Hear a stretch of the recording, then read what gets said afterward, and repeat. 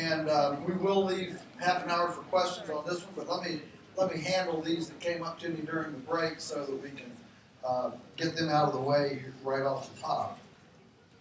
First of all, roosts. Haven't seen any roosts. Where are the roosts?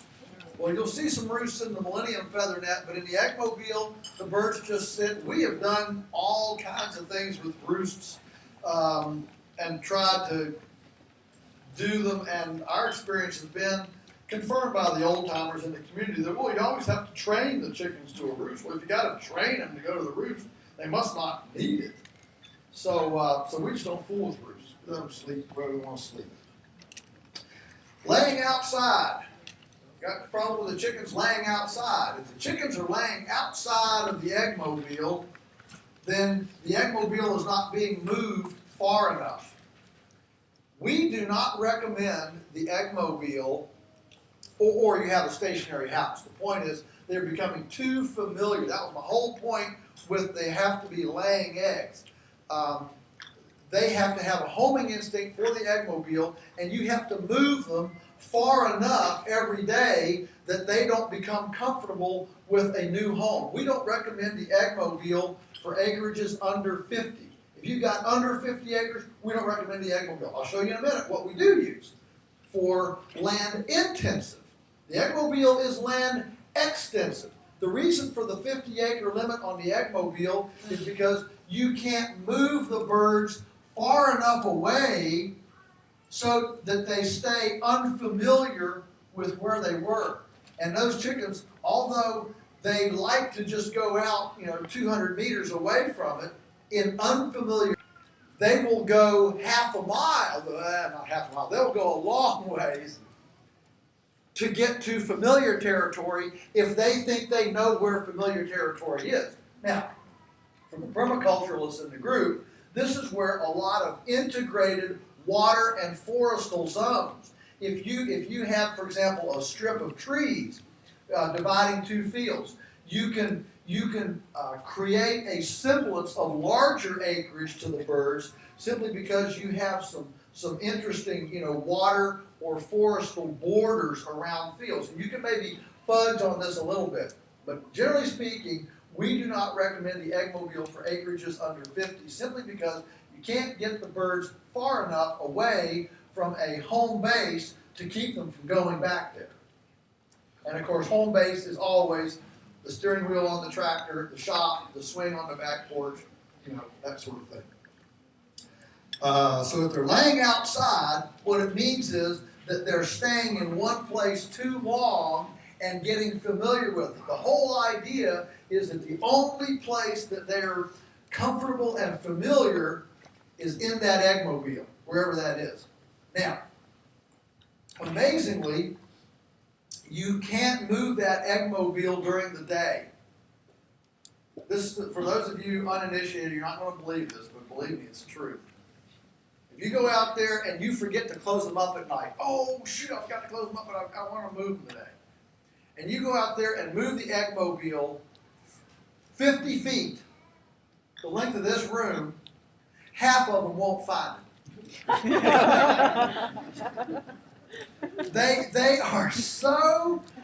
They're so tuned in to wherever they came out from in the morning that if you forget to move them at night or you didn't close them up or whatever, don't move them. But you can move them. You want to move them a certain distance, again, just to create that unfamiliarity with the surroundings so they're only familiar with that Eggmobile. Everybody follow that? Okay. 3, what if you put a solid floor? What kind of floor do you have? A manure buildup in there? All right.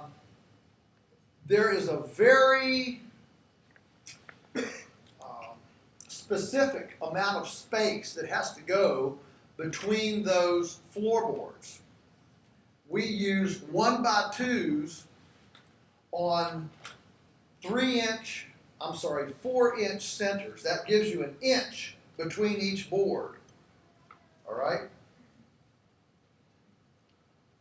And if you crowd them up much, then you're going to start getting a buildup of manure on that floor. So you need to get that gap in those boards wide enough that you don't have those kind of problems, including when you put hay in the, new hay in the boxes and they scrape out some of it, that the hay doesn't clog up the floor.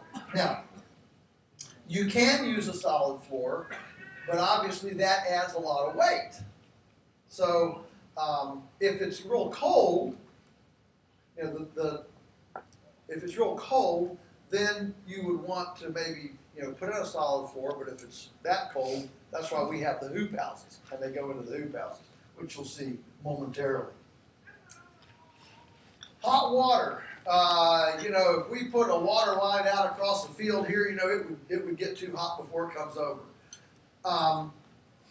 Generally speaking, if your trunk lines are cool because they're buried, it's going to take a pretty far piece because that water is moving in there all the time.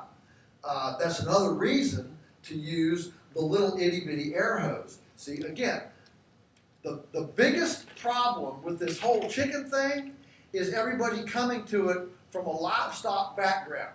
So the structures tend to be made too big and too heavy and too bulky. And we're talking about chickens here, not cows. And so 800 chickens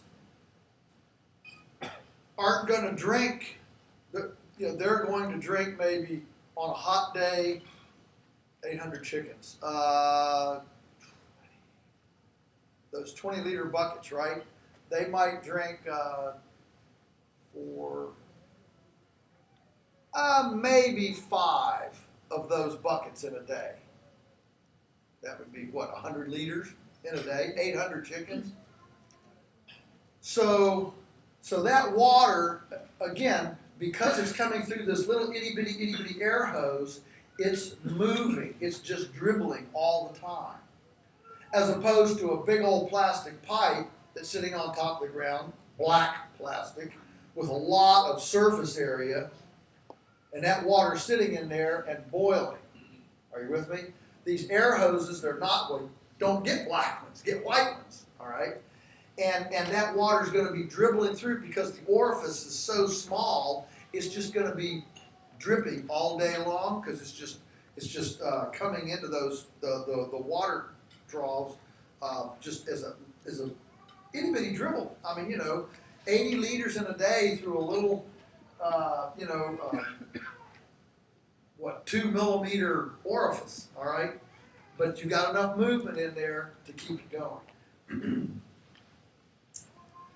Rollaway nests. Some people use rollaway nests, and these are nests that are where the bottom of the nest it's wire, and it comes on an inclined plane down to a sandwich that has a lid on top, and the eggs then roll into this little compartment. You flip up the top, and you get the eggs out of there. And this is where I'll get really mystical on you. If you look at the way a chicken comes in and begins to lay an egg, she kind of looks around and she scopes out the place and she finds her nest, the one she's going to use. And she gets in there and she kind of hunkers down in there, and you see her kind of, she's getting comfortable. I mean, she got to scooch around and get herself all situated. And then you watch her, she'll take her beak and she'll pick up a little piece of straw here, and she'll move it over here. Picks up one over here and moves it over here. I mean, she does a lot of just kind of ancillary scooching around and figuring it out before she drops that egg.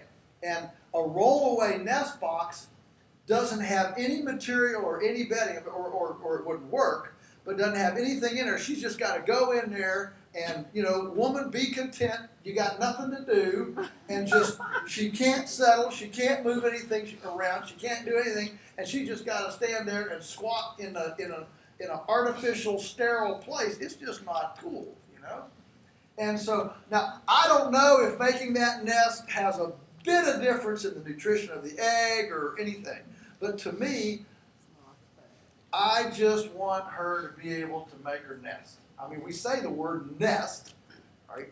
It's not a sterile, it's a nest. She's a bird, okay? So I just don't like their net rollaway boxes on principle, just because you can't have any bedding in there. I'm going to save genetics for just a minute. We'll deal with genetics shortly. Let me move on through here. All right. So, which would you rather live next to? Yeah. All right.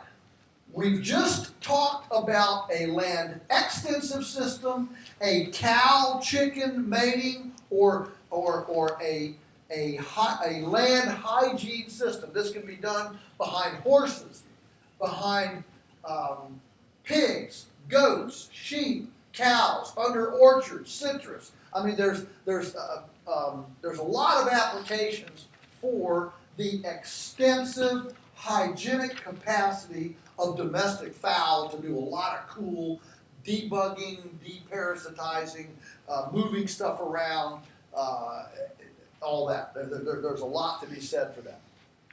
Now we're going to go into land intensive, the goal being not parasite control and fertility movement and symbiosis and all that. Rather here, the goal is egg production. Land intensive. This is the Millennium Feather Net. All right? And it's essentially an A-frame on an X-truss frame sitting on two 3-inch pipe skids. Okay? And this thing is heavy duty. I mean, just for fun, when we built it, we hooked to it and just spun it around in pinwheels to see how strong it was. And it'll take. We haven't been able to break. I shouldn't say that. I haven't been able to break it. I don't know what an intern can do, but I haven't been able to break it yet. This front trailer here, right here in front, again, that's the feed box. It holds about 3,000 pounds of feed. Be what? It is 1,400 kilos. Right? The roof here is movable, so you can pull this off, and the feed truck can just fill it up with feed. And later on, you'll see the back end of it, and it's got garner boards in the back end that slip in, so that as you scoop the feed out, you can pull the boards out. You don't have to be climbing over the back end. So very, very simple, just a chassis. I mean, when everything's portable, boy, we are in the tire business. And I think we added up one day that we got like 180 tires on our place. So the tire store knows us very, very well. But they're still a lot cheaper than concrete. So this is a trailer that hooks to a tool bar, which is just a heavy pipe across by a tool bar. Because if you hook your chains right here in a V to the back of this thing, it's going to tend to pigeon toe the structure. Okay, so by coming out from the corners here to a tool bar out here, that takes the V pressure from the front end of that thing. This is 1,000 birds. We move it every 3 days. So on 6 acres, that gives us 72 days on 6 acres per rotation, which gives you a 69-day rest period. The rest doesn't start until you vacate the paddock, right? So a 72-day rotation gives you a 69-day rest cycle. And this nets $10,000 a year on 6 acres. And we can cover the same ground up to 3 times in a season without over nutrienting it. It's made possible with this space age netting material. It's a polyethylene netting, and by the way, Heenan Doherty, which is one of the collaborators of Regen Ag, is importing a container load of this, putting together an order now. You can get it at a very, very low price. So, You might want to jump on their website and keep up with what they're doing here if you want to jump in on this order. It comes in about a 50 meter roll, and we hook 3 of them together, which gives us a 1/4 acre for the 1,000 birds. So you can see here how we just pick it up, and you carry it this way, very light, only weighs about 12 pounds per roll. We're putting it out. Now there's a skill to this, all right? I know you're going to look at this and, well, that looks easy. Well, it is easy, but it's not easy. It's like everything we do, there are tricks and techniques to put it up efficiently and tight. So we just drop it off. So we lay it out on the ground. Let me go back. We put it up. So we put up a contiguous circle next to the old circle where the chickens are. You see, they're all up here around the end. They know what's going on. See, and so now we've got here's one circle where they've been. Now we have another circle over here. Okay. Now we're going to open up the waist.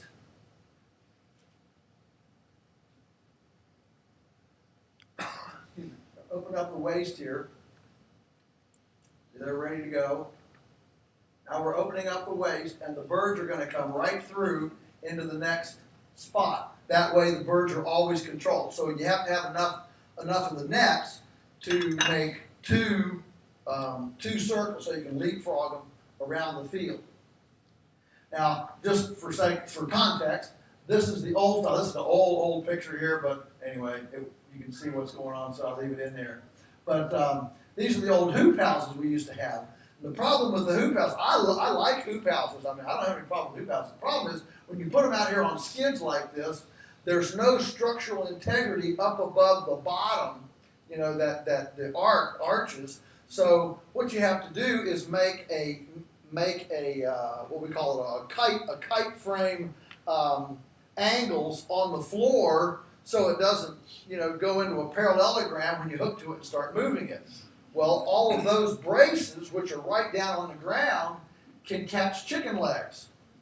The beauty of the X-brace structure is that there's nothing on the ground except the 2 pipes, and they're going the same direction we're going. And so we virtually never catch a chicken moving this other, you know, the new design. So the birds start coming in. We back up. This is before the feed trailer. This is a feed sled, more crude, but you can see the chains here coming out from it to the toolbar, and you move them and you feed them, and there's the whole infrastructure. Okay, and so again, it carries its own feed, and there's the infrastructure. The beauty of this, one of the benchmarks of truth, I think, is that this is equally doable in a developed country and an undeveloped country. And, you know, the Energizer and the fence can be taken to any place in the world. You can always find a battery someplace, and you just take the Energizer and the fence, and you're into controlled stock. All right, so here's a farm picture of it. Here's the yard, the circle. You can see it coming around, and you can see that they've eaten. And obviously it's moving my way up through the field here. And again, here's the feed buggy. You know, here's the structure. And the birds, you can see the roosts here. So the beauty of this, again, as opposed to the hoop structure, was the hoop structure didn't have enough structural integrity to put this kind of double layer inside. Here, we were able to drop the square footage of the shelter by 30% because we were able to double up the shelter with these additional layers of shelter. In the hoop house, you couldn't do that because there's not enough structural integrity in the vertical space. Okay, everything was just linear, and so so in other words, they can be on the ground, they can be here. They can be here, and they can be here on the catwalk. So there's a lot of vertical space here to use. This is 16 feet skid to skid and 20 feet from eave to eave. This is tall enough to stand up and walk in. Now we're up inside on the catwalk. See the nest boxes on the edges, and the birds are up in here. One of the beauties of this is that the birds have to, they're out here, they want to lay, okay, so they start up this ramp, and there's a relatively long journey to get from the ground up to the boxes, and these eggs are the cleanest we get because it's the longest journey from the field up there. So the chickens in that journey, whatever, wetness or manure or mud or anything that's on their feet, it tends to dry off on their journey going up here, and so they're not dragging things in from outside. Makes a very, very clean egg. That surround sound there, let me tell you, all that metal roofing, you get up there with all those chickens, it's deafening. You can't hear yourself think. It's very stable. I mean, we have 100-mile-an-hour winds. It'd be like, 175 kilo winds? That's a serious wind. We've never had this thing blow over, tip over, move. One of the advantages of this is that without any rubber tires, A, you never have a flat tire, and B, it doesn't roll. So I'm the one that moves the eggmobile pretty much, either Daniel or I, because that's not something we're ready to trust an intern to do, because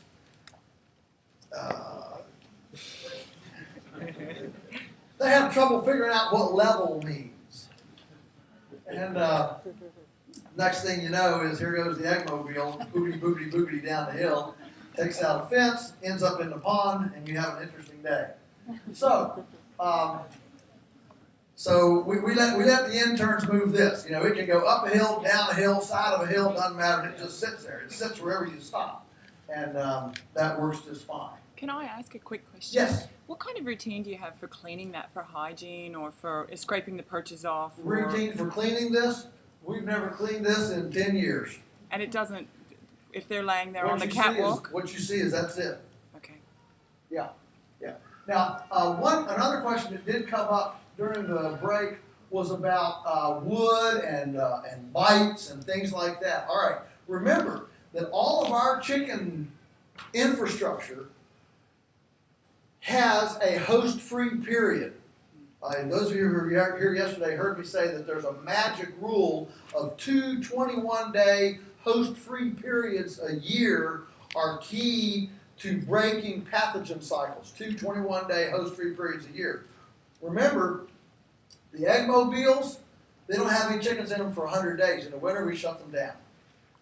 This is empty the same amount of time that the eggmobile is.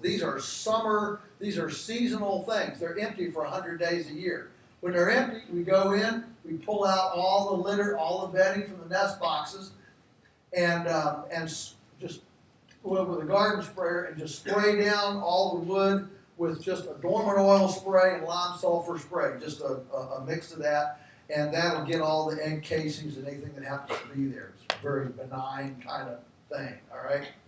And we just spray it down on a warm winter day. Then it's good to go. All right, what about predators? So we have guard dogs.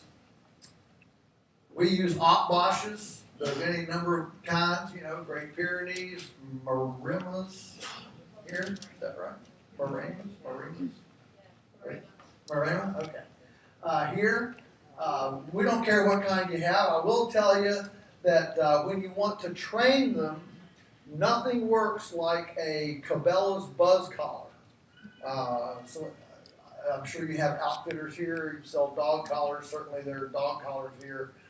This is not a shock. It's a bunch of beads in there that when you zap it with the radio-controlled gizmo in your hand, it buzzes the neck. And, of course, the dog doesn't like his neck being buzzed. And the beauty of this is if you have to be next to the dog to train him, dogs are smart enough, they can figure out, he's not here, he doesn't know what I'm doing. The beauty of the zapper is you can hide behind a tree or something. If the dog is doing something you don't like, you zap him, and he thinks it's God, and he just assumes that I'll always be watched, Santa Claus is watching you.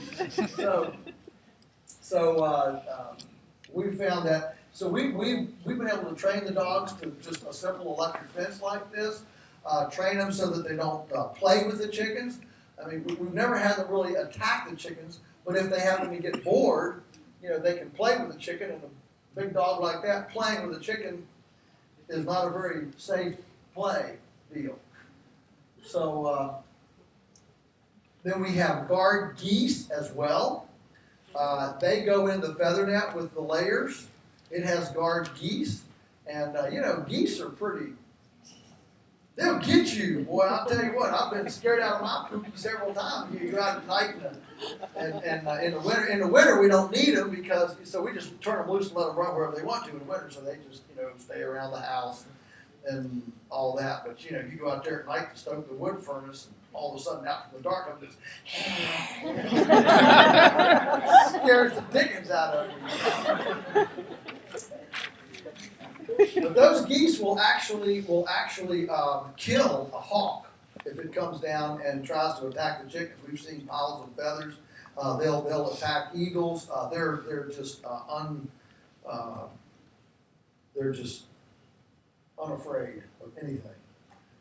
And they're very compatible with the chickens. I mean, you can do the same thing with a dog, but if you put the dog in the netting with the chickens, pretty soon the dog's going to get bored because he can't run very far. Now, what we do is we move the dog around from field to field. Breeders will tell you that you can get, I think it's something like 40 acres worth of protection from a dog like that. I mean, you can't get 500 acres because the dog just can't cover that much ground. And we're dealing with coyotes. At least your kind of bigger predator is a fox, right? Coyote, a dingo. Okay. Coyote is probably twice as big as a dingo. No. Dingo. Is a coyote smarter than a dingo? No. You have it worse than I do? No. Impossible.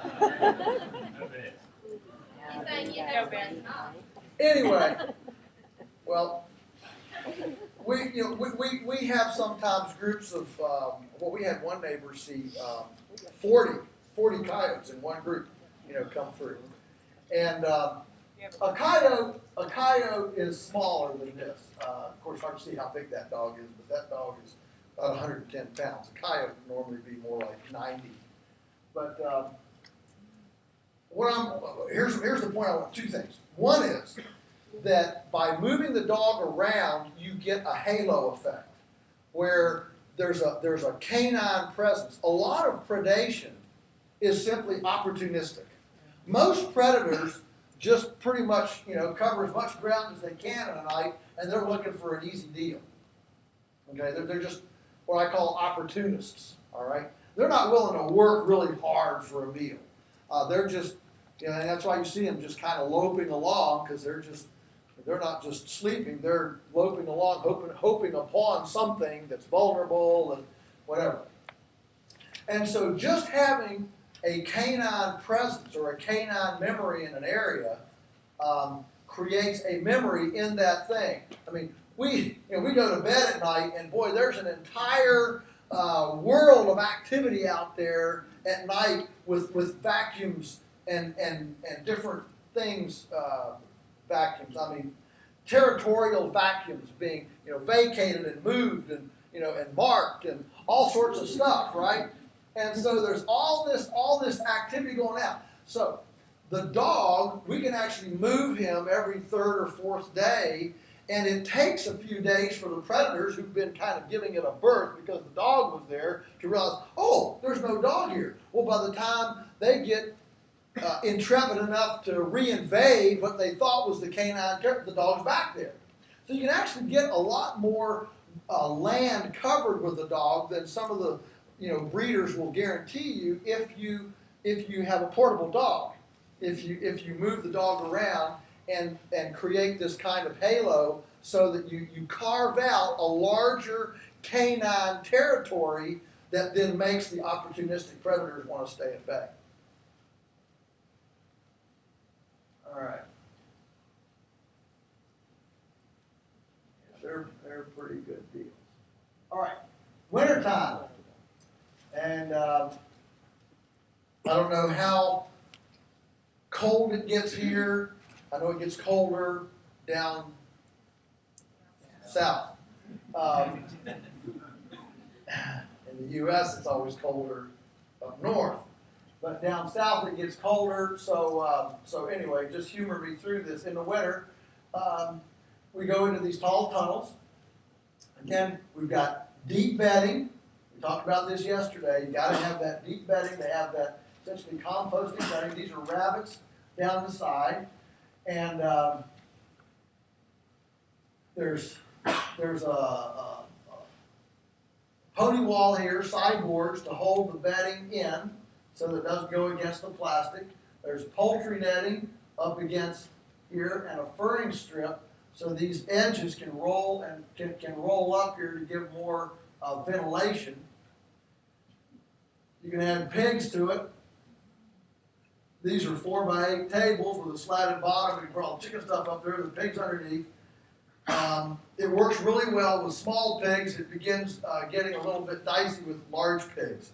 Once pigs get over 75 pounds, they begin developing an appetite for drumsticks.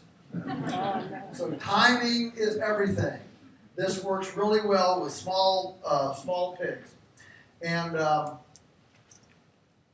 notice here, here then we've got hog panel over here. So you've got the boards to hold the bedding in. You've got poultry netting against the plastic to keep the chickens off of it, or they'll peck holes in it. And then you've got the hog panel on the inside of that to keep the pigs in. And then here's your furring strip. We've got water lines running down the furring strip, and the sides can roll up. This house is our latest one, and it's really cool. We like concrete floor with pigs. And so we actually made concrete sidewalks down here, and then we can grow vegetables in the sidewalks. But from a handling and materials handling standpoint, it's like it's a concrete floor. So then, of course, we can use these hoop houses to grow vegetables. The same thing. See, now the sides are rolled up. You can see the poultry netting in there. Here's the sideboards. So we've come in, we've cleaned out some of that composted bedding, and now we have vegetables growing in there. These are tomatoes, of course, and there's some sort of vine over here, squash or something, cucumber. The thing is, lots of people have this desire to have a greenhouse, hoop house type of thing, but can never justify it with just vegetables, just produce. And one of the biggest problems in hoop houses is the gradual, increasing and development of white flies and mites and things like that in the hoop house. So by having the plant-free environment for 100 days with poultry in there, the poultry takes all this trash, the leftover from the plants, and they cycle it, incorporate it, eat all the bug casings and the little worm casings. Remember, those chickens, they find everything. You ever notice, watch a chicken out on the ground, and you're saying, what is she seeing? You see her peck at stuff.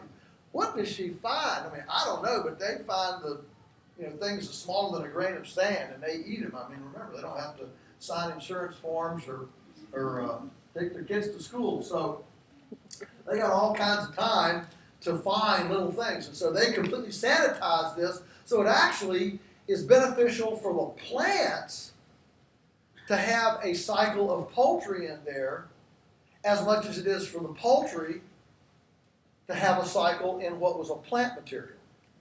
They are extremely symbiotic. Now suddenly, you're generating additional income streams through that hoop house. Now suddenly you can justify building a hoop house because now we're getting eggs and pork and rabbit in there in part of the season and part not. And you can always, if it's hot, you can always put a nursery shade cloth over here. It could be that in some areas you'd want something like this for the hottest part of the year. Okay? So just take the ideas and realize the symbiotic nature of these ideas. What do you do with stuff you're not using, like a hay wagon? Well, when you're done, throw a feeder off of it and wrap netting around, and you've got turkeys. This is the racking house. rabbit, chicken, pigs in the wintertime, and then during the season, rabbits, these are the breeding stock rabbits up above, and chickens underneath.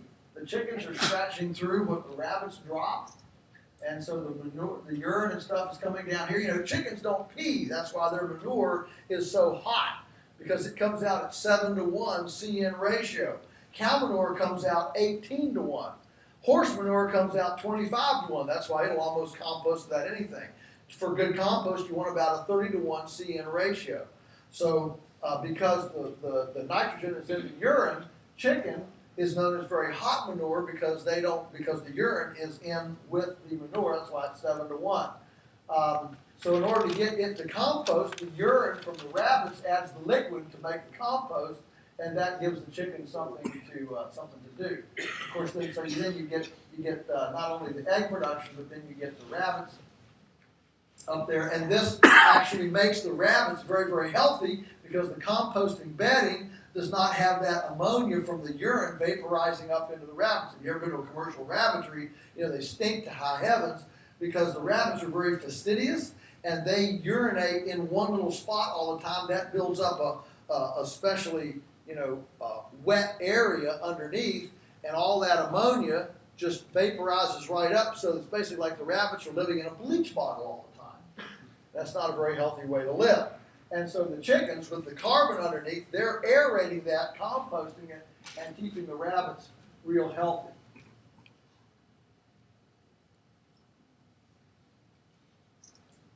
All right. Now, what's our time like? Okay. Let's see. Let's go ahead with the brooder, and then we'll deal with genetics and go to questions. All right, brooder. How are we going to brood these things? Now, all you need, the first chickens that I ever got, I was 10 years old, and got a batch of 50 as-hatched heavy breed specials from Sears and Roebuck, and they arrived, and of course, there were 32 roosters and 18 pullets. And so I'm always suspect about these as-hatched. You give those hatcheries a little bit of line and they'll run with it pretty far.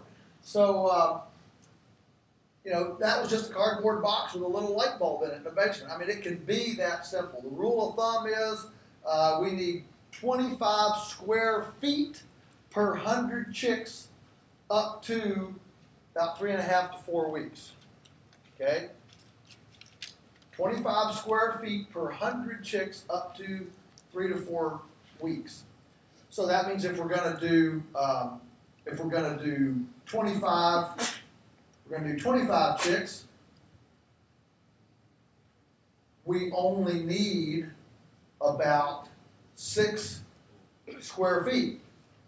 Well, 6 square feet is like 2 feet by 3 feet.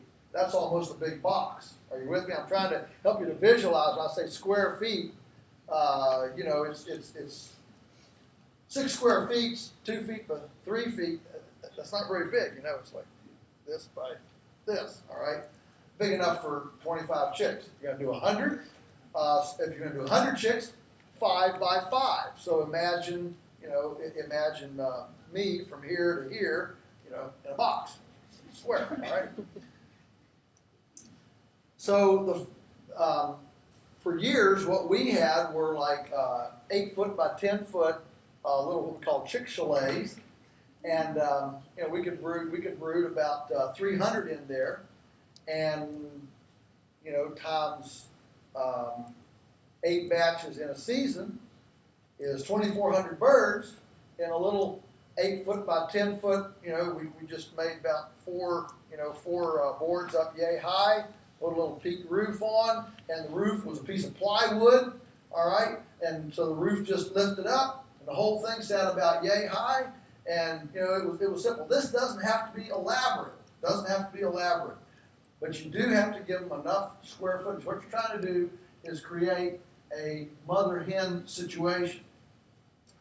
So, we've gravitated over the years to this, and you can make them in a box, you can do all sorts of things, but the main thing is you've got to keep out rats. and pythons. That'd be a good idea. The cat, yeah, that'd be a good idea. But the number one loss to predation in all of our decades of raising chickens, the number one loss has been rats. So, we finally, when we graduated to our what we call our Taj Mahal brooder, we made a concrete side and bottom and side. This thing's like a concrete pie plate. A rat has to burrow through 6 inches of concrete to get to them. And the rat that does that, I'm heading out. It'll be a... So, this, a couple things here. One is, you notice we don't have any insulation or in the walls. In my experience, every time you start putting in insulation and doing that kind of thing in a brooder, that's where the rats are going to go. So we just leave it bare wall, and we've got lots of air, lots of windows for ventilation. Notice we've got skylights in there, but the skylights are facing away from the sun.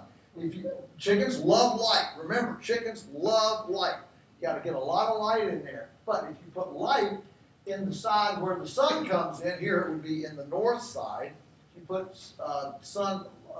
skylights in here, the sun rays are going to come down here on the floor and make a little warm spot. So if you've got a cold day and you get a fresh batch of chicks in, remember, they're not the smartest thing in the world. They're going to gravitate to that little spot of sunlight on the floor. Then a cloud's going to go over the sun, and you're going to come out and have 100 dead chicks that have frozen because they didn't have enough sense when the cloud came over the sun to get up from here and go over here under the brooder. Okay? That just saved you the cost of this day. So, they need light, but you don't want direct sunlight coming in that creates hot spots on the floor. Are you with me? You don't want a variegated temperature on the floor. Now, there are a lot of ways to get that temperature on the floor, or to duplicate the mother-hen approach.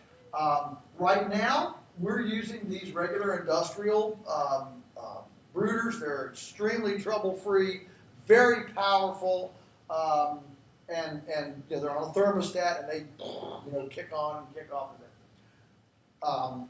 We're hoping this summer that we're going to get this finally plumbed into our outdoor wood furnace, which heats our house and Mom's house. We have one of those, water stoves. Do you have those here? Outdoor water stoves? Okay. Well, we put another outlet on it so we could run a water line over here. And this is now being done by people in the States, and I think it's really clever. Where you take a PEX pipe or PVC pipe and put it on a wire frame and use a hot water heater to simply run hot water through, and you use a thermocouple to turn it on and off as needed. And a lot of backyard people and small scale people are finding that that's a lot cheaper and simpler than a propane setup. Just put a hot water heater in there and just circulate the hot water when the thermocouple comes on. And the birds then, they just nestle up against the pipes, and the beauty is, are you with me? A grid on the floor, are you with me? Like a pipe radiator on the floor is what we're talking about. And the birds then, they can get up as close to it or as far away, and it creates a very, very even heat. It's even more even than this. And it comes up off the floor.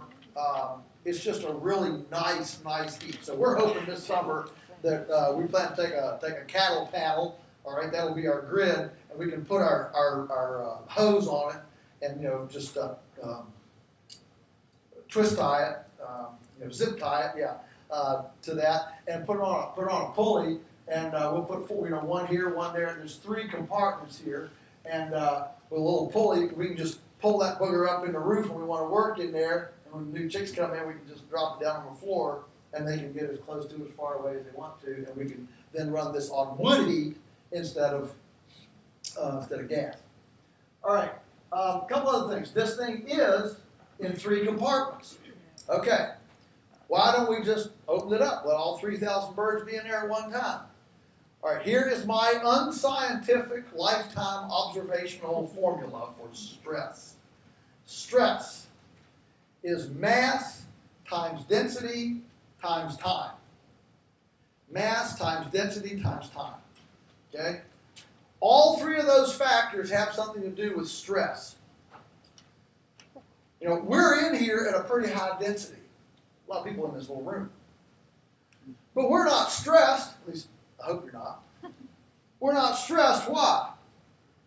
Well, the doors aren't locked, and it's not for very long. What if somebody all of a sudden came, locked those doors, and said, you guys have to all stay in here for 2 weeks? What would happen to the stress level? It'd go serious, wouldn't it? So there's a time factor. Now, what if it was just one person in here? I can live in here for 2 weeks. I mean, you know, I got food, I got, you know, things to do. Give me a computer hookup, you know, we're good. You know, so there's a density, there's a mass factor, okay? So time, density, and mass. And it would, and if there were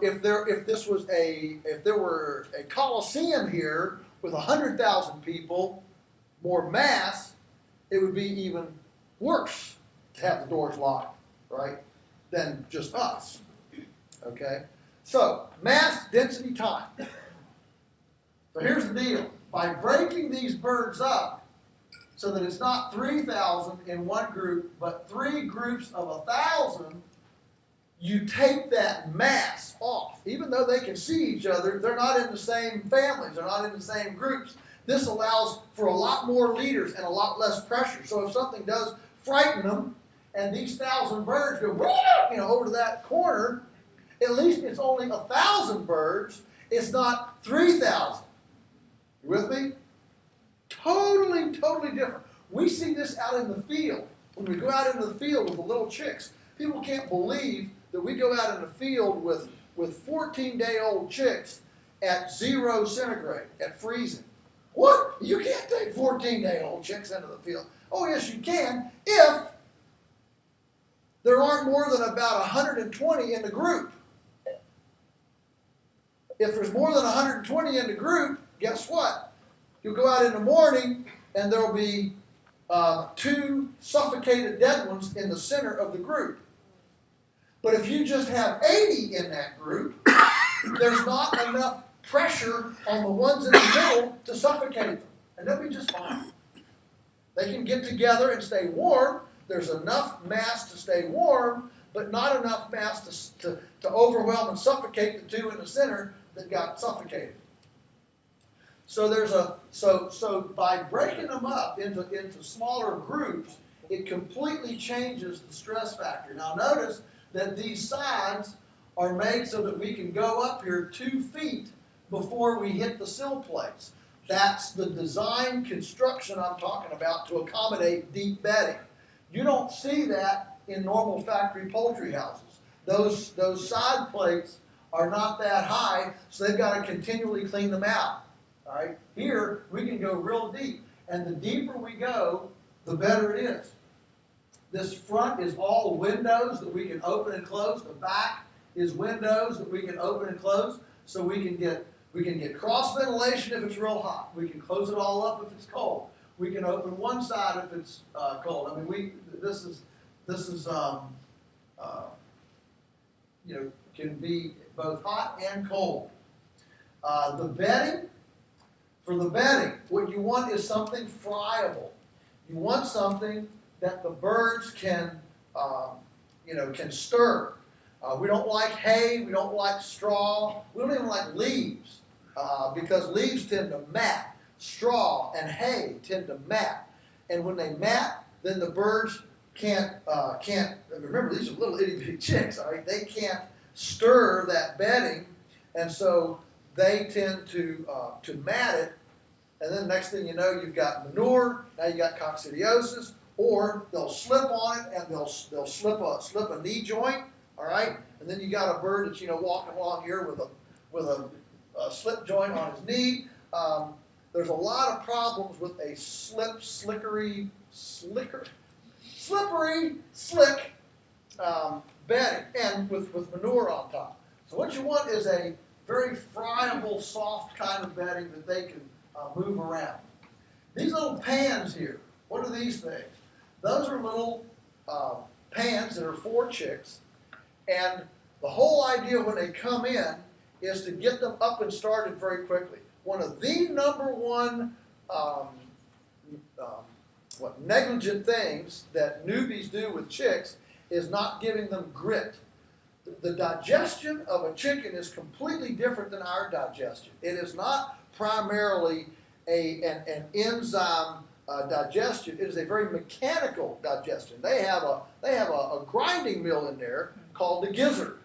Okay, and that gizzard has rocks in it, and that gizzard is a real hard muscle that just sits there and it just sloshes and moves around like a milkshake maker, except it's got rocks in there that pulverize the things that the birds eat. And you can, I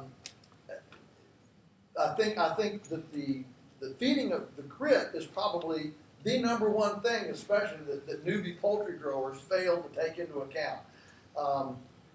It comes in about 4 different sizes, starter, grower, finisher, and turkey, whatever. I mean, the turkey grit, man, that stuff is the size of marbles. Great big stuff. And 100 turkeys will eat 20 pounds of it a day. And that is the key to getting the turkeys to eat so much grass, because grass is much harder to digest and ferment with the cellulose in it than grain. So if you want turkeys to really thrive on grass, you keep dumping that grit to them so that they've got enough rocks to digest it. So these chicks, what we do here is we'll put in some feed. We'll put in some feed on this tray, and then we'll sprinkle starter grit all over the top of it, so they basically have to, peck some of the grit to get to the ice cream.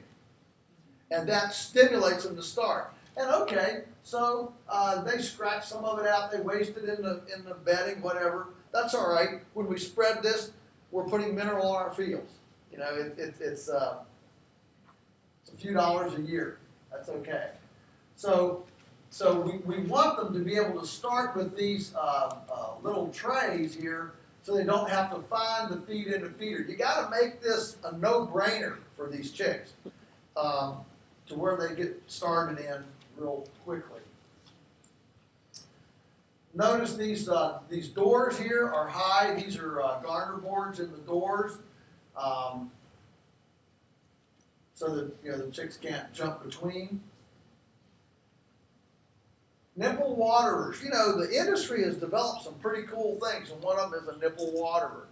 And so we use the little nipples here, and you don't have to train the chicks. I mean, you can dump those boxes out, and in 5 minutes, the first chick has found this. And they're sitting there beating on this, and of course, he trains an extra, before you know it, and they're all getting their water. Very clean, very hygienic. Notice this is on a chain, so we can raise it as the bedding grows up this wall. We can just continue raising this. This pipe here on top gives it the strength, and it's just zip tied there to that pipe, so we can just keep hooking this chain up and just bringing it up as the bedding comes up throughout the season.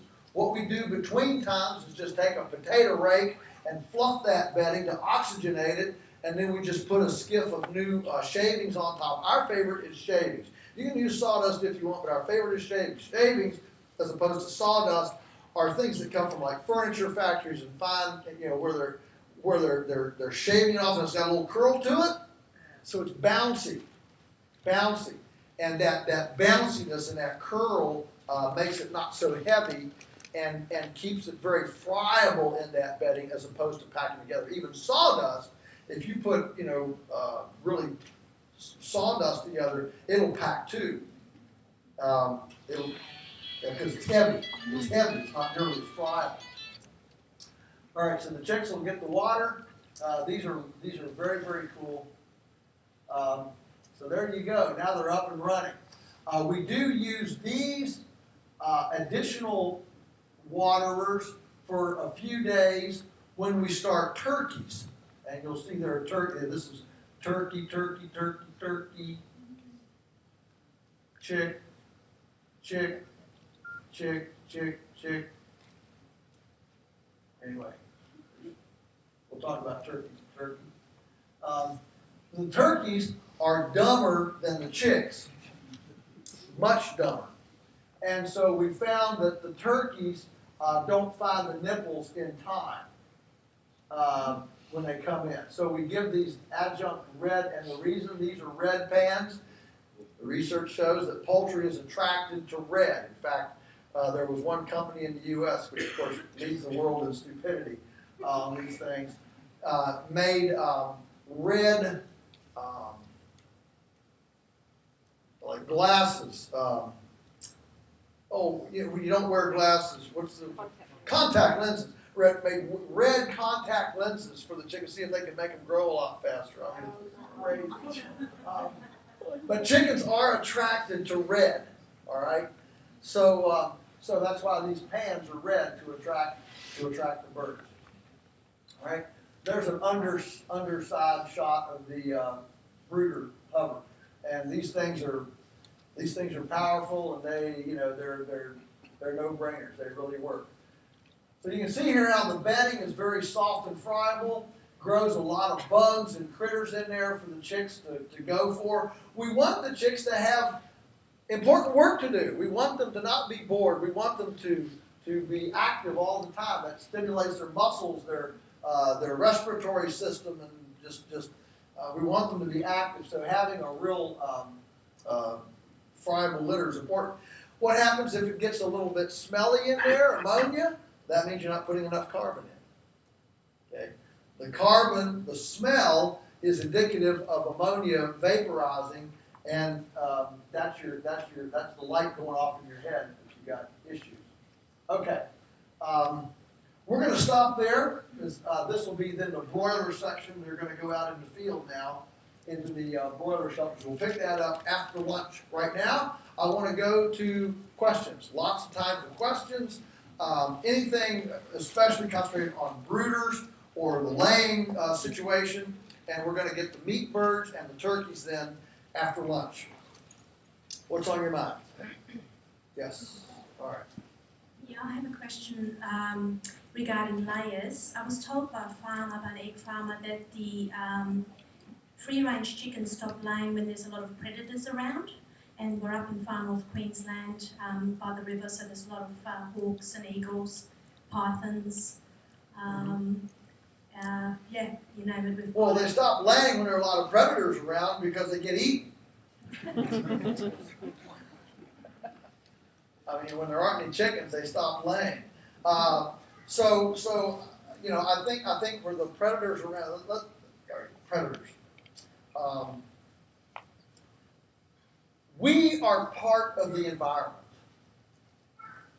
We have this notion that humankind is not part of the environment, but we are part of it. And so I find it fascinating to read like 1900 manuals for farm boys. Okay, very sexist. 1900, all right. Manuals for farm boys. I mean, there are a whole, half of the book will be traps for hawks. How to set it up on a pole, and bait the hawk and, kill them and that stuff. And I remember growing up, the depletion of hawks had nothing to do with trapping and hunting. It was DDT that made the embryos not viable, pesticides, herbicides. And now, for many reasons, they're making a comeback. And but how much do you need them to come back? I mean, now you drive down the interstate and every single fence post has a hawk on it. And they were being hunted. That was probably a good thing because a lot of these chickens and things were outside. And so I find it pretty amazing that the very people who are demanding pastured eggs, by and large, are asking for legislation to protect the predators that make it difficult to raise pastured eggs. I like the shoot, shovel, and shut up approach. I mean, I'm not for annihilation, but for crying out loud, we are part of the landscape. Okay? And so balance, not for annihilation, but taking out a few troublemakers is fine.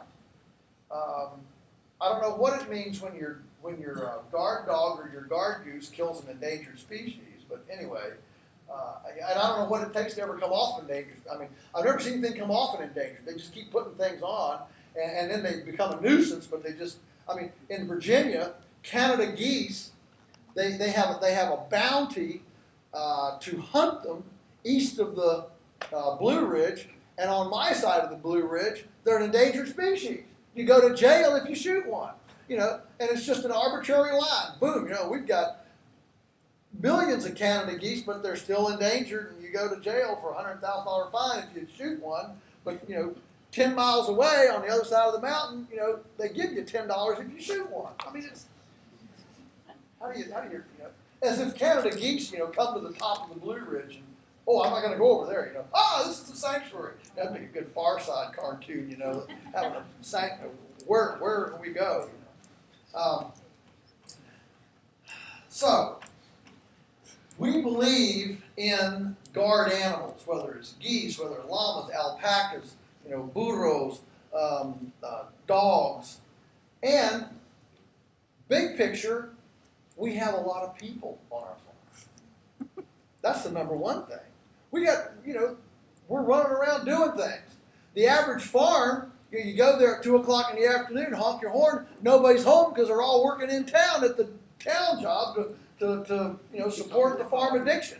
One of my goals here in this seminar is to encourage folks to be full-time. You want a farm? Well, quit the town job. Let's be full-time farmers. Let's be there.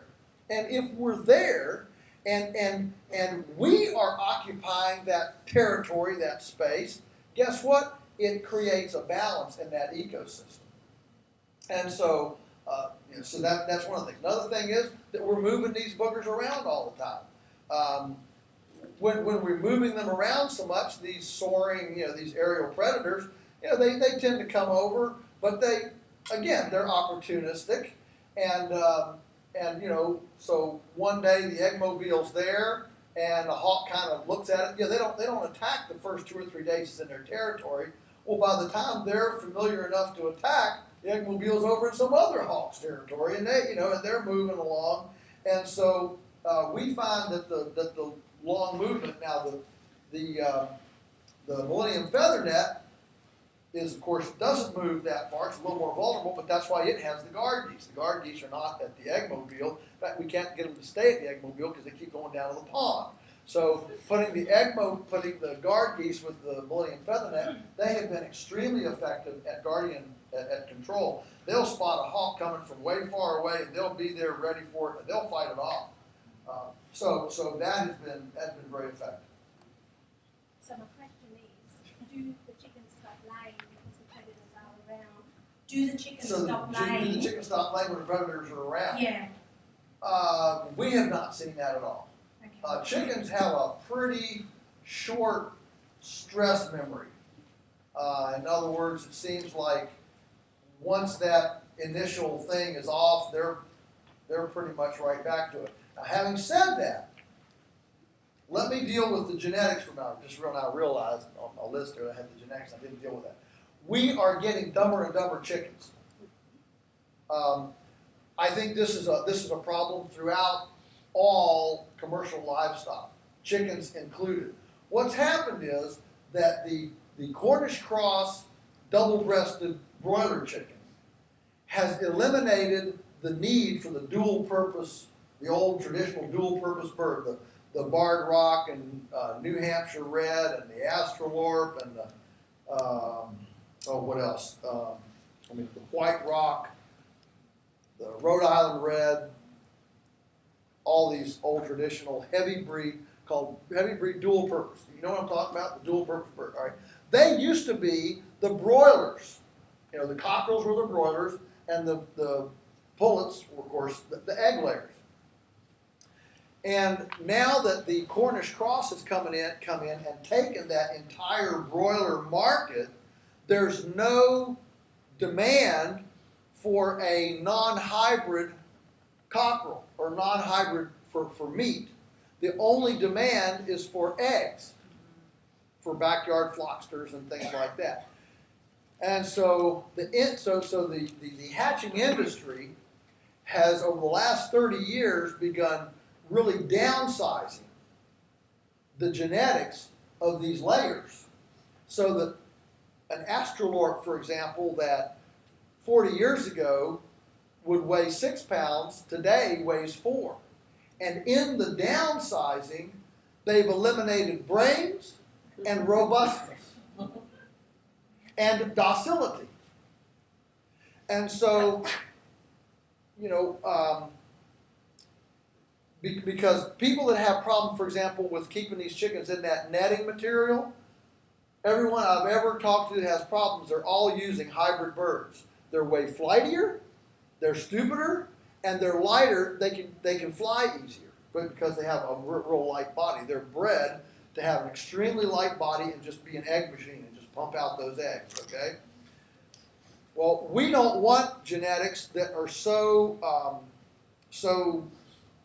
strong in egg production only that the bird cannibalizes her own skeletal structure to keep up with the egg production.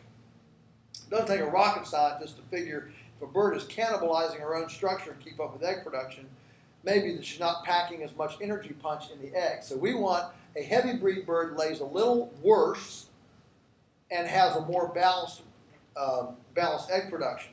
Well, these birds, these heavy breed birds, they're too big to get up and fly.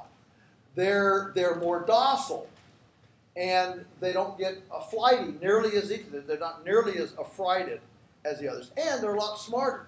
They actually see things, from out in the distance and run under protection. Big difference in brains in chickens, believe it or not. So we've become so frustrated with what we're seeing in the hatchery this year. In fact, it arrived while it's already at home now. I ordered it before I left, but I got an email that it came. We've ordered an incubator, an egg incubator. And we, this year, are going to begin hatching our own birds. And while there are a million cool things to do, you got to start somewhere. And so where we're going to start is with our old, healthy hens. The ones that are over 2 years old, that are healthy and that are laying, okay? Now you can check a bird to see if she's laying by feeling her abdomen, and if her pubic bones are sharp and pliable, she's laying, because that egg is coming out, it's exercising that rear. If the pubic bones are just, you can only get one finger between them, and they're not pliable, stiff, and especially if they're all fatty covered, she's not laying. The other thing you can watch is the pigmentation. What happens is when a bird starts laying, the pigment goes out of their body into the yolk of the egg.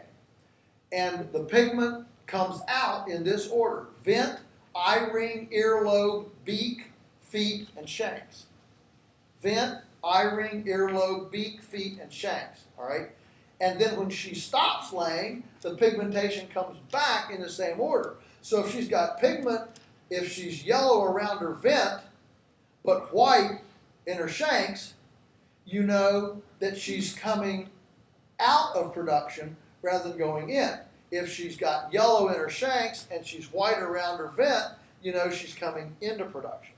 So you can see how she's doing by where the pigment is running in her body. All right. So what we want to do is see which of these old birds are laying, and then we'll make them over and save and incubate the eggs from those birds.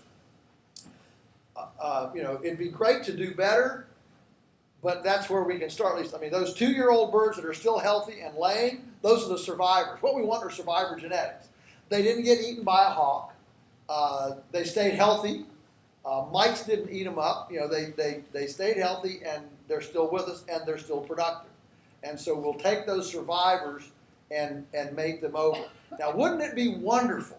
Wouldn't it be wonderful if somebody were to really take an interest in this and begin trap nesting birds to match up the eggs with the particular birds and begin breeding for yolk color? Because yolk color is a measure of aggressive foraging. I mean, you take that eggmobile and you get, 500 eggs out of it in a day, and there will be some eggs that are extremely pale. The yolk is very pale. There will be others, the yolk is as dark orange as a crayon, right? Well, you know what the difference is? I mean, they're all in the same place. What's the difference? Why is this one a pale, yolk, and this one is a dark orange yolk? What's the difference? Well, the pale one, that's a welfare chicken. She's just sitting around the feeder not doing anything. The dark orange yolk, she's out there working for a living. She's scratching bugs and eating grass and getting all that carotene. It's the keratinaceous coloring that makes that dark yolk color. All right? So she's a worker bird. Wouldn't it be cool if somebody would take this effort up, begin matching color of yolks and genetic lines to actually breed an aggressive grazing chicken? You see, there's not a hatchery in the world that I know of that has done anything ever to try to select aggressive grazing ability in chickens. So there's a business opportunity for somebody, and the beauty of this is it can be done on a very, very small scale. And if you could actually develop that, the whole pastured chicken industry would flock to your door to get those kinds of genetics. I certainly would. And I think there's a lot of opportunity for that kind of thing. So we'll see where this goes, but I've become extremely frustrated with the fragility, the stupidity, the frightfulness. I've just watched I'm not that old, but I've been at it a long time. Started my first chicks when I was 10. So I've watched it over 45 years, and I've watched the body size and the docility and the robustness. It's just nosediving. And I've talked to several other, fairly good-sized commercial growers in the U.S. about this in the last 6 months as we really started zeroing in on this. All of a sudden, they're having the same problem. I mean, we used to never lose a laying chicken. I mean, you couldn't kill them with a stick. They were just incredible. And now they're becoming more and more and more fragile. Now, what do you do if you've got mites or things like that in them? All right. Dust baths. 1/3 soil, 1/3 wood ashes, 1/3 sand. 1/3 soil, 1/3 sand, wood ashes, and 1/3 sand. You mix that up, put it in a pan for them to dust. You know how a chicken dust bathe? She'll dust bathe, and that is a great solution for mites and little chiggers and things like that. Little creepy crawlies you see walking around in the feathers. That'll really help them. Then they'll go and they'll dust bathe it. If the chickens really jump on that dust bath, you'll know that you're helping them. Okay, another question. Grit gel, what kind do you use? Basalt, limestone, oyster shell? Grit? What we have is it's granite. It's called granite grit. Comes in numerous sizes. You get it in a little 50-pound bag, yay big. That's what's commercially available. I don't know of any other. I've never seen any other, but there might be other guys. I mean, look, if you've got a sandbar in the creek, you can go out and shovel up a couple wheelbarrowfuls of sandbar. I mean, you don't feel like you got to go buy this if you've got a sandbar that you can go and dig some. But it has to be bigger than sand. And little pebbles. I mean, layers. Love pebbles.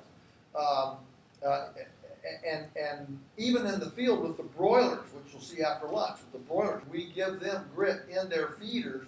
We put the feed in, and then we put the grit on top. And if the grit is all gone by tomorrow morning, we didn't give them enough. So we give them enough, so there's a little bit gone. So one day a week, they get all the grit they want. That's kind of the rule of thumb. And they won't pick it up even off a pasture especially after you've run chickens across there several times, they will gradually deplete any, little rocks and stuff on that pasture. And then if your sod gets real thick, then, they still can't get to it. So grit will solve a multitude of chicken problems. I think it's the number one. In fact, Jeff Maddox of Fur Trail Company just wrote an article for the APA, American Pastured Poultry Association, APA magazine, and he said in his experience it was the number one thing that poultry growers could do to stimulate health in their flocks is add grit. Yes. Next. Yes. Joel, when you're following the cattle egg movement, you're talking about you move the cattle every day, obviously.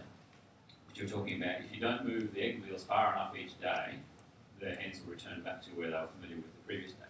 How do you reconcile those two? Because I don't think you're moving the cattle that far each day that the hens are going to not get familiar.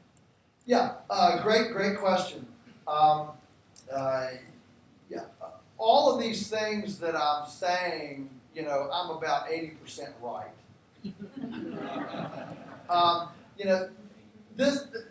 Don't look at this like an engineer, okay? There's a lot of seat of the pants here, all right?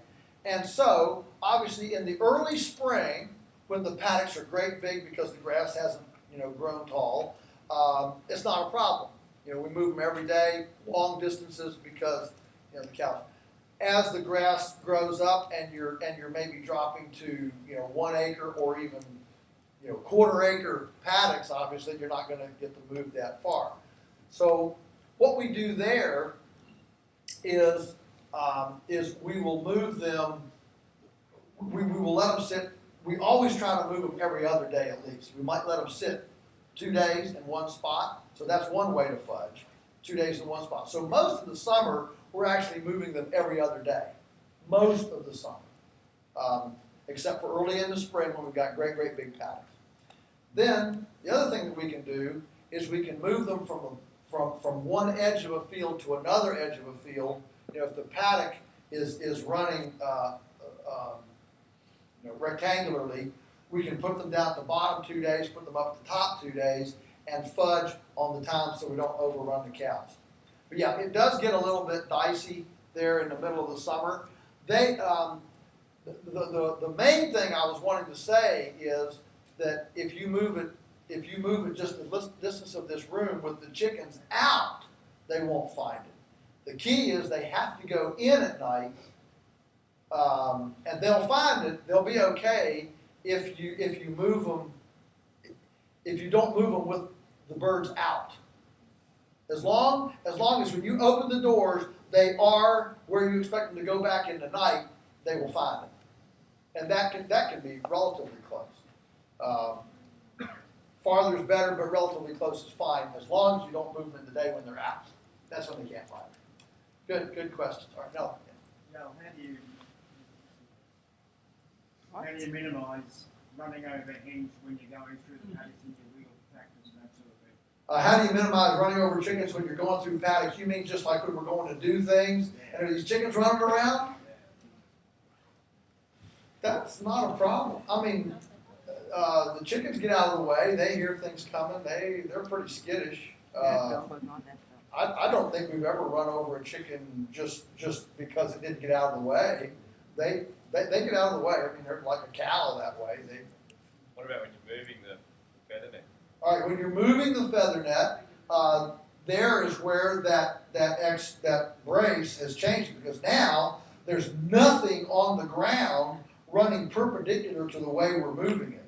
So yeah, we don't ever run over a bird now because those X braces are up high enough that if a chicken is standing there and the thing's moving over top of it, they just stand there and it moves over the top of it. It was the hoop houses with the close to the ground structure braces. Thank you, bracing that created the problem because we have you have a square bottom and then we had corner braces here and we had the one across the middle to keep it from spreading and then one there too. And there were braces all over and they were all just 2 or 3 inches off the ground because they were all parallel to the ground so that thing didn't parallelogram. That was where there was an issue.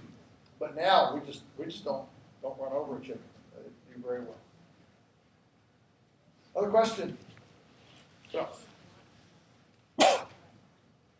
Let's go there. There we go. What's the hybrid look like between the eggmobile and the feathernet falcon in that if you've got a small acreage and you want to use the chickens for sanitation, how do you, I mean, what's, Good is there question. a drawback Yes. or is... I think it depends a little bit on the size of your acreage.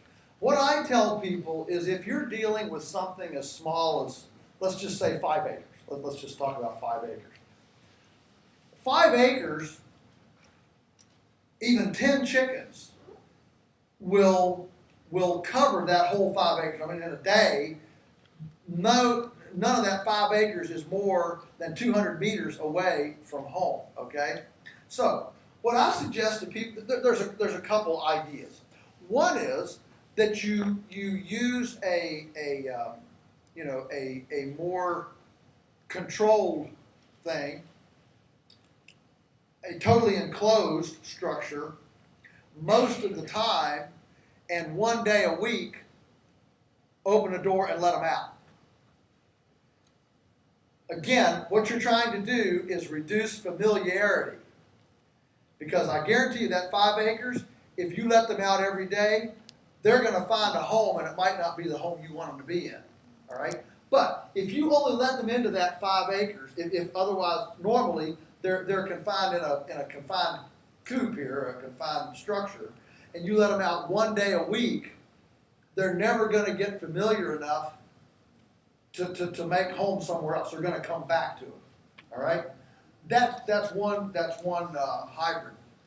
Another is, let's say that you're in a small orchard situation or a vineyard situation, and I've seen people do this. This works very effectively. Is using the netting down, making the coop where you can get it between the rows, and you can go around the trees. You don't, as long as you can get through at least one row every so often with your little structure, you can confine them with netting.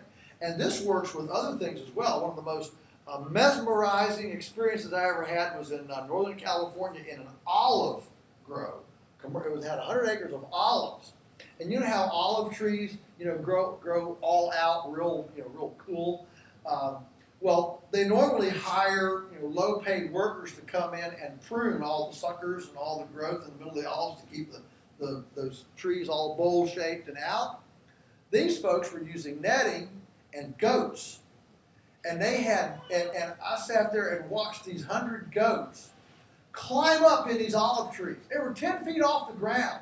They, you know how those olive branches go, and they would climb up, and they were cleaning out all the brush around them. They were eating off all the suckers in the inside. They were doing all this wonderful pruning, and we call it weed whacking. I hear that here it's whipper snitching. What is it? Snipping. Whipper snipping. Oh, whipper snitching. Whipper snipping. Okay. I gotta write that down. Whipper snippers. Whipper snippers? All right.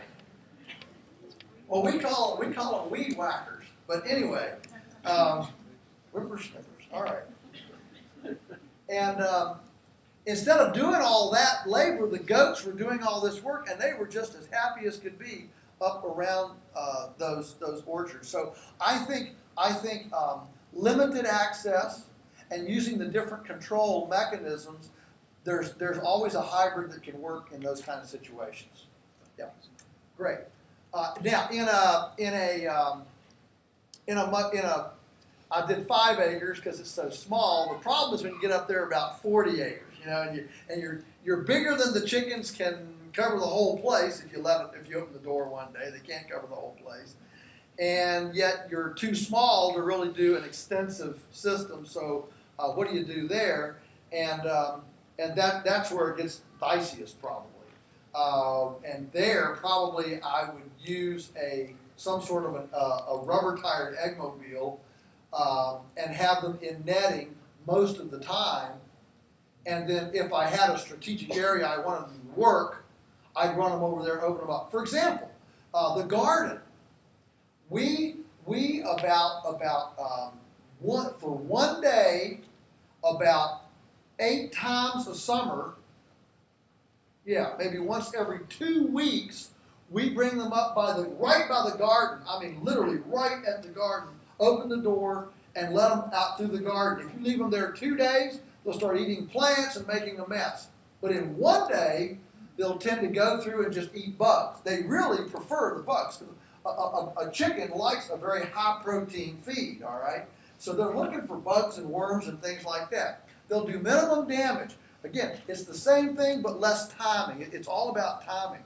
And if you just give them a 1 day kind of ladies come in and cream it, they'll do fine. You leave them there a second day and then they're going to be ripping out plants, all sorts of things. So we actually use the birds strategically in even a garden setting from time to time, but they only have an extremely limited access and then gone, way away. And I think that same thing can happen on a kind of intermediate acreage. Okay, great question. Yes. Yes. Sorry about that. Another famous two-part question. First one should be pretty quick, hopefully. We're just wondering, do you move the chooks at night or first thing in the morning? Obviously, you prefer to do it when they're locked up, but I guess does it matter? It doesn't really matter, except that early in the morning I can see, and at night I can't. So I have a better chance of not running into something if I move them in the morning.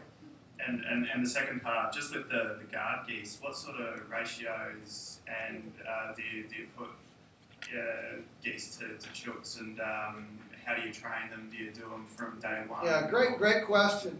We have found that the geese just naturally made up with what they wanted to do. We never did any training. We got these 2 geese from a lady that had a little flock of about 10, and we just took 2 of them. I mean, these guys are now like 10 years old, and they're just indestructible. I mean, they're indestructible.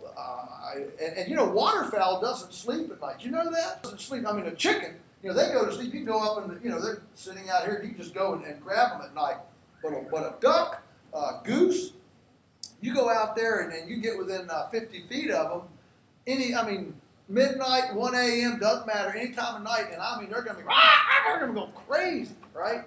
And so waterfowl, I don't know if they're just light sleepers or if they never sleep or what their deal is, but boy, they're wonderful nocturnal. So what we found was that these geese, as soon as they went in with the birds, they immediately bonded with them just naturally.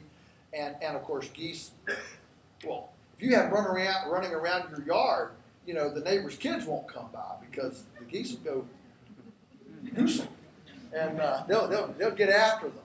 So we didn't have to do anything. 2 geese in a net, fine. I mean, we're not talking about a large area; it's a 1/4 acre. We never run one species of animal by itself. I mean, if you have a very small place, never get 1 pig or 1 cow or 1 sheep or 1 goat or 1 anything. Get 2. Animals are communal. They're social. They need a partner, and so always get 2 things. 2 of that. 1 more, and we're going to have to break for lunch. Yes. Joel. Sorry.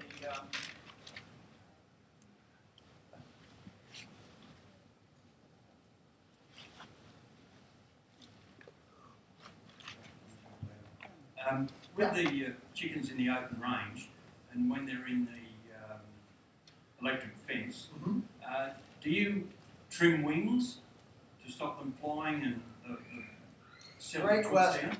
Good question. Thank you. Yes. If those of you who were here yesterday remember that I said when we started this, I sat there, and I was waiting for all of them to fly over. Now, there's no question.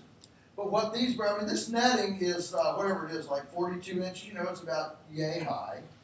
There's no question but what the chickens can go over that if they wanted to. Well, why don't they? So I've asked the chickens. And it turns out there's a tremendous amount of research and technology in developing this netting. And if you notice, it's always variegated. There's orange and black, black and white, white and yellow, but the variegation creates a blurring of vision. Here's the deal. to the chicken, when they come up along this netting, that variegated color pattern is what a herd of running zebras look like to a lion. And what the wildlife people say is that's why these herding animals herd, is because when they all get up with the indented edge of that herd, and of course zebras are the most pronounced because they have the most pronounced stripes, but even wildebeest and everything else, when you have that variegated edge of the herd, that's why I think it's kind of an axiom that humans are the only predator that will attack a herd.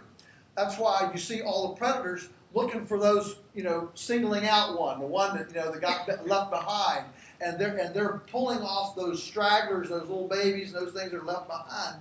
They tend to they never just go right into a great big herd. Why? Not mainly, I think, because they're scared, but apparently the wildlife biologists think it's because they literally can't focus on something. Those of you who ever tried to get a few chicks out, let's say you got a few chickens out, 3 or 4. You ever try to catch all 4 of them at once? You can't do it, can you? I mean, you just come up empty-handed every time. But when you say, okay, I'm going to catch you, and you stay with that one, you catch that one. Then you can get another one. Even we can't focus on multiple things because you come up empty-handed. You got 3 kids, you can't. You got to get them one at a time. You can't whack them all at once. You got to get them one at a time. So that's the way this variegated netting is, that it blurs the chicken's visions and they can't focus on. I guarantee you, you take that netting and put a 1x3 between 2 posts, all the chickens will be out the next morning. Now they got something they can focus on. It looks rigid. But that chicken walks by that net. Remember, she's looking at it from down here. She can't see way up over it. It looks to her like it goes to heaven. And she's looking up that, think about the perspective. She's looking up that variegated color pattern that as she looks vertically, it all blends together, kind of shimmers a little bit in the wind, and she can't focus on it. So she can't identify where it is to jump over it. She can't do any of that because she's looking up across those webbings. We're looking at it from here through the webbings. She's looking at the webbings and up, and it's all blending together in a big blur. And so we've never had a problem with the chickens going over it. Never. So we don't trim. When we put our first group in, I did trim all the wings. Big effort, to trim all the wings. But then we decided, well, let's see what happens if we don't, and we've never had the first issue of a bird going over. Again, the only people that I've seen that have an issue are the people that are using hybrids, where the body size is real low, the birds are extra flighty, and they just go over because they're, they get frightened and they just fly because they're just going. But the heavy breed birds are much more docile and they hang in there. And they're smarter and they don't like to get shocked. So, that's all part of it as well. Okay, great. Afternoon, then we'll hit broilers and turkeys and more questions and get you up to speed. Thanks for giving us the time.